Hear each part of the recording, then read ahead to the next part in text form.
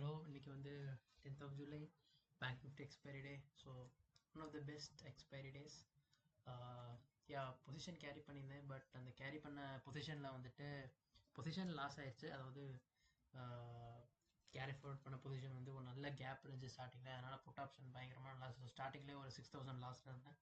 So அதுக்கப்புறம் expiry டேயில் பண்ண ப்ராஃபிட் தான் வந்து இது. ஸோ ஆக்சுவலாக நெட்டாக பேங்க் நிஃப்டி ட்ரேடில் ப்ராஃபிட் வந்து அரௌண்ட் 7,000 தான். பட் பிகாஸ் 6,000 வந்து பொசிஷனல் ட்ரேடில் லாஸ் புக் பண்ணிவிட்டு அப்புறம் அன்னைக்கு எக்ஸ்பைரி டேயில் எடுத்த ட்ரேடோட ப்ராஃபிட் மட்டுமே இந்த 13,000. ப்ளஸ் நான் 2 டிஃப்ரெண்ட் அக்கௌண்ட்ஸில் ட்ரேட் பண்ணுறேன். எனக்கு ஜீரோதோட பெரிய பிரச்சனை போயிட்டுருக்கு. ஏதாவது ஹேங் ஆகுது. ஸோ அதனால் ஒர்க் ஆகாமல் போயிடுச்சு கிளிச்சினால. அதனால் நான் கொஞ்சம் மணியை வந்துட்டு இப்போ இதில் ஃப்ளாட் ட்ரேடில் போட்டு ட்ரேட் பண்ணியிருக்கேன். ஸோ 2 டிஃப்ரெண்ட் பிளேசஸில் இன்றைக்கி ட்ரேட் பண்ணேன். ஸோ அதை பற்றி பார்ப்போம். So as usual encounter carry பண்ணியிருந்தேன் 53,400 அண்ட் 51,900. நேற்று பார்த்தீங்கனாலே வந்துட்டு டே எண்டில் வந்து ஒரு ஃபால் இருந்துச்சு. அதே மாதிரி மார்னிங் ஓப்பன் ஆனோடனே ஒரு பயங்கரமான ஃபால். ஸோ என்னாச்சு அப்படின்னா, நான் செல் பண்ணியிருந்த 51,900 புட் ஆப்ஷன் 30 rupees எடுத்தது வந்துட்டு கிட்டத்தட்ட 100க்குலாம் போயிடுச்சு. ஸோ வேறு வழி இல்லாமல் அந்த டைமில் நான் எக்ஸிட் பண்ணேன். ஹையஸ்ட் ப்ரைஸில் தான் எக்ஸிட் பண்ணேன். முன்னாடி எக்ஸிட் பண்ணியிருக்கணும், பட் அந்த டைமில் தான் எக்ஸிட் பண்ணேன். ஸோ ஆரம்பத்துலேயே நான் ஒரு 6,000 லாஸ்ட்டில் வந்துட்டேன். ஸோ ஸ்டார்ட் பண்ணதே அப்படிங்கிறனால அதுக்கப்புறம் மறுபடியும் நான் பொசிஷன்ஸ் கொஞ்சம் கொஞ்சமாக பில்ட் பண்ணி பார்த்தீங்கன்னா இங்கே வரைக்கும் கொஞ்சம் வாலட்டைலாக இருந்துச்சு. நான் பொசிஷன் எடுத்துட்டேன் இங்கேயே. ஸோ அட்ஜஸ்ட் பண்ணிட்டு கீழே செல் பண்ணி அப்புறம் கொஞ்சம் மேலே 500 செல் பண்ணியிருந்தேன். அப்புறம் போப்போ பொசிஷன்ஸ் கொஞ்சம் கீழே கொண்டு வந்துட்டே இருந்தேன். அப்புறம் பார்த்தீங்கன்னா இந்த ரேஞ்ச் வந்துச்சு. இந்த ரேஞ்ச் பிரேக் ஆச்சு. ஸோ அதே மாதிரி நான் இந்த ரேஞ்ச் பிரேக் ஆக நினச்சேன். பட் இந்த ரேஞ்சும் பிரேக் ஆச்சு. பிரேக் ஆனதுக்கப்புறம் சப்போர்ட் எடுத்துச்சு. அப்புறம் மறுபடியும் இந்த ரேஞ்சில் நின்றுட்டு இருந்துச்சு. அப்புறம் இந்த ரேஞ்சும் பிரேக் ஆச்சு. அதுக்கப்புறம் பார்க்கும்போது இந்த ரேஞ்சுக்குள்ளே தான் ட்ரேட் ஆகிட்டே இருந்துச்சு மோஸ்ட்லி. ஸோ அதே மாதிரி டே வரைக்கும் ஃபுல்லாக நான் இந்த இடத்துல வந்ததுக்கப்புறம் ரொம்ப க்ளோஸாக வந்துட்டேன். ஸோ 51,900 புட்டும் 52,300 400 கால் வச்சுருந்தேன். அப்புறம் இன்னும் வர கிட்டக்க 52,200 கால் ஷாட் 52,000 புட் வச்சுருந்தேன். பட் இந்த லெவலில் போனப்போ ஸ்டாப் லாஸ் ட்ரையல் பண்ணிட்டேன் 230 கிட்ட. அப்புறம் 2 சைடு ஸ்டாப் லாஸ் அடிச்சிச்சு. அப்புறம் நான் வெளியே வந்துட்டேன். ஸோ அதுதான் பேசிக்கான ட்ரேட். Decent expiry. ஒரு லெவலுக்கு மேலே கொஞ்சம் காமாக தான் இருந்துச்சு. காலையில் இந்த ஒரு ஃபாலில் வந்து பொசிஷனல் ட்ரேட்லேயே 6,000 லாஸ் வந்துருச்சு. ஸோ நீங்கள் இப்போ பார்த்தா ஆக்சுவலாக பேங்க் நிஃப்டியில் ப்ராஃபிட் வந்து 7,000 தான் இருக்கும். பட் அதோட பிரேக்கப் இங்கே இருக்குது. ஸோ 7,000ங்கிறது டோட்டல் ப்ராஃபிட்டு பேங்க் நிஃப்டியோடது மட்டும்.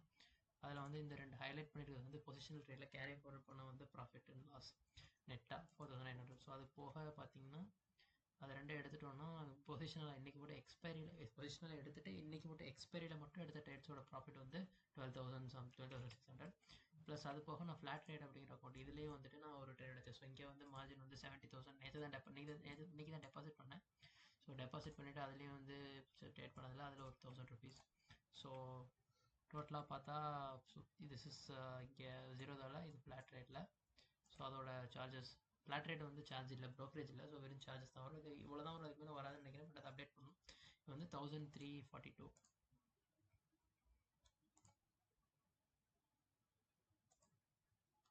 ஒரே நிமிஷம்.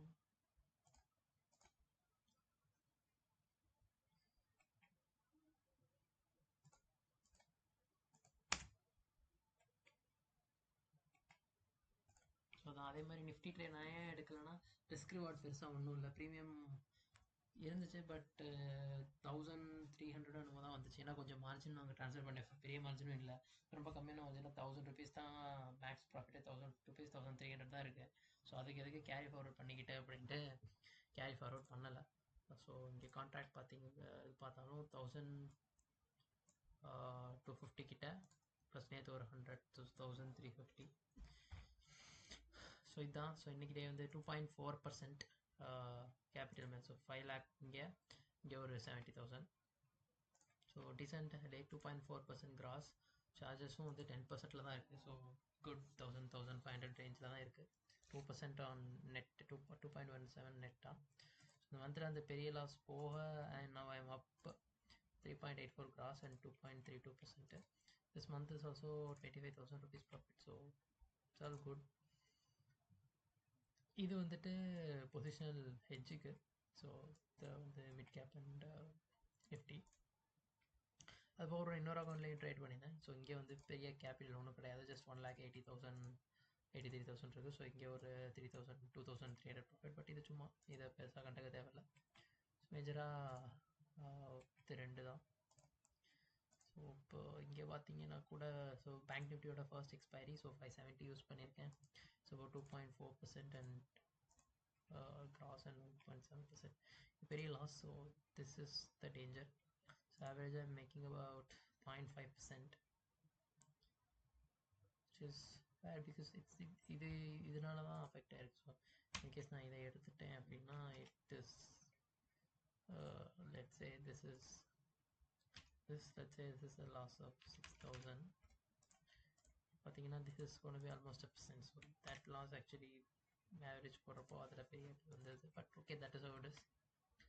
And yeah, I think that is for now. நாளைக்கு நிஃப்டி எக்ஸ்பைரி. ஸோ பார்ப்போம் என்ன ஆகுதுன்னு.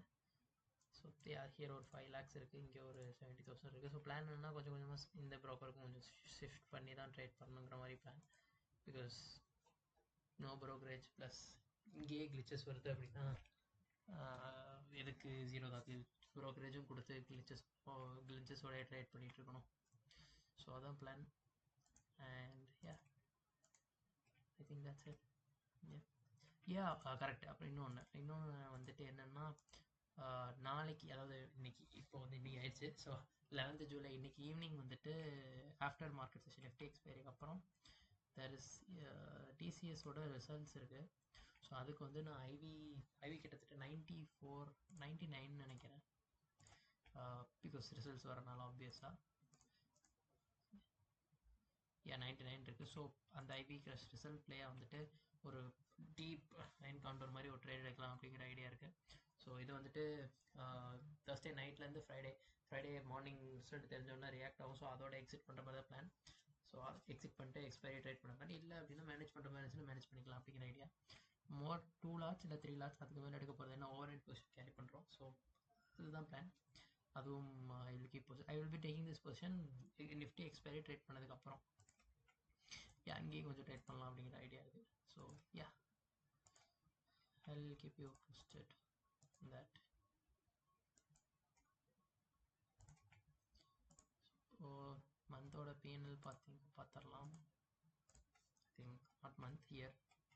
I think it should be the same.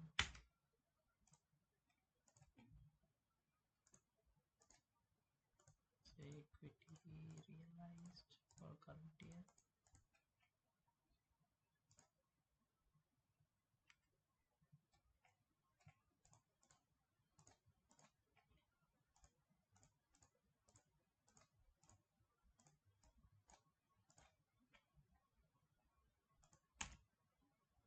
Okay, some issue. That's how it is. So இதான் plan. ஸோ இதுதான் இன்னைக்கு நான் விஷயம். Okay, thank you. I'll see you tomorrow.